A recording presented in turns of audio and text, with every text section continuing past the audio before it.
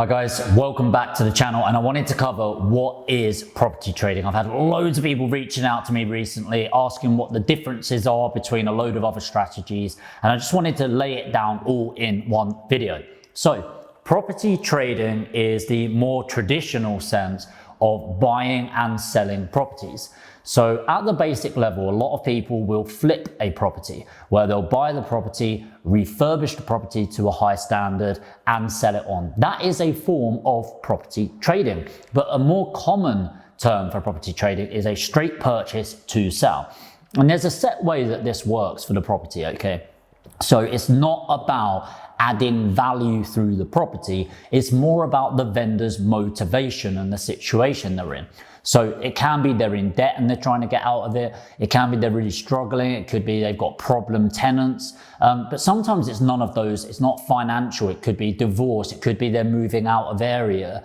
The property that we're in, it was about being in the catchment zone for the area. I'm going to talk through the numbers on this and how it works and why it's such a great strategy.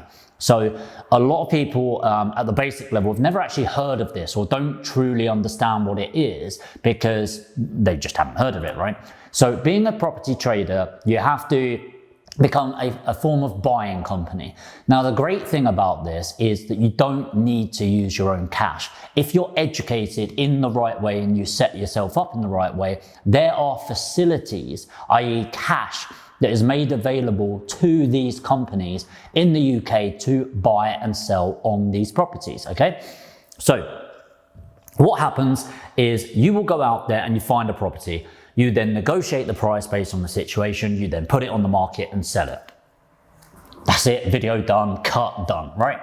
No, but it really is that simple. So it's broken down into those 3 steps, okay? And it's all about the entry and the exit of the property.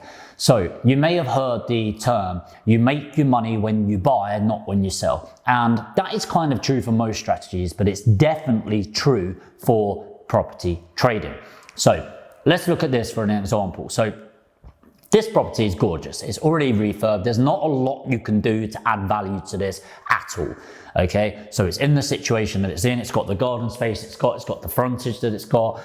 The kitchen's lovely. The space is nice. Maybe what you could do is dress the property to give people the idea of what it would look like when they're viewing the property. So in America, it's really common to bake before doing an open viewing because it feels more homely and all of those sort of things. But bar that, there's not a lot of value you can add to this particular property. So most people would never notice this as an opportunity. However, it's not the property that I'm looking at, it's the vendor and their situation. So let me give you a little bit of history about this property. So originally a developer bought this and the garden stretched way back. I don't know if you can see that house in the background. You can.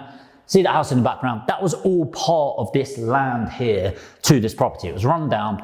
I don't know what they bought it for. It's not on Land Reg, so I can't find the information. But they purchased it. My guess would be for about 350, 400,000. They split off the property, did this property up and sold it to our vendor for £525,000 in 2017. Then they've refurbished that. I think they still own that one, but that's worth around £500,000 as well. So, bought in 2017. They've now, the vendor this is that sold me the property, wanted to move out in 2019. It's now December 2020. What?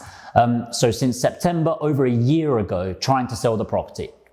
Paid 525, but it was getting to that point where they needed to sell this property before school started, okay? And we have tied that up for at that point. And they needed to get it done to move into the next property, which was within the school catchment area, one of the best schools in the area.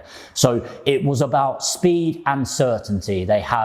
They put it on in September. They had a rubbish estate agent, rubbish pictures, did not represent the property well. Next, they went with a more local letting agent that was absolutely rubbish with customer service and arranging things. Then they went with one of those national companies that were useless for booking viewings. And then they went on with an express estate agency, which most of them are bloody useless. If you are one of those, I'm sure you're not useless, but there's a USP in the market there, right? So went through all of that, getting messed around before it came to me. And now they're in a situation where it's, look, I don't care about the money. What price can you do? Does it work for them? Because obviously the numbers have to work.